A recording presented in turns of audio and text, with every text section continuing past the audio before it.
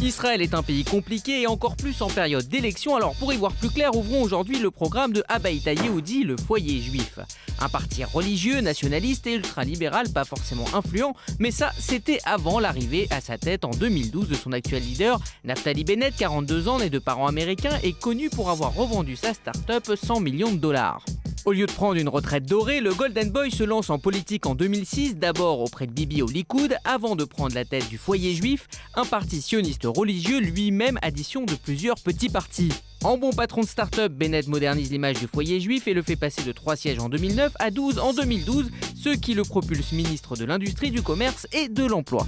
Et pour cette campagne version 2015, Bennett donne de sa personne et se déguise dès les premiers jours en hipster pour faire passer son message nationaliste « Arrêtons de nous excuser et aimons Israël ».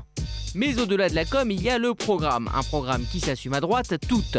Pour Bennett, Israël est un État juif avant tout et doit s'affirmer comme tel. Il est donc pour un renforcement de l'enseignement religieux dans les écoles, l'école imaginée comme base pour réduire les inégalités abyssales en Israël.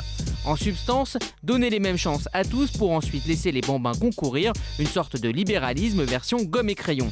Le libéralisme aussi contre la vie chère, pour lui plus de concurrence est la solution pour faire baisser les factures des Israéliens. Sans surprise, pour régler le conflit israélo-palestinien, Bennett préconise de ne rien lâcher.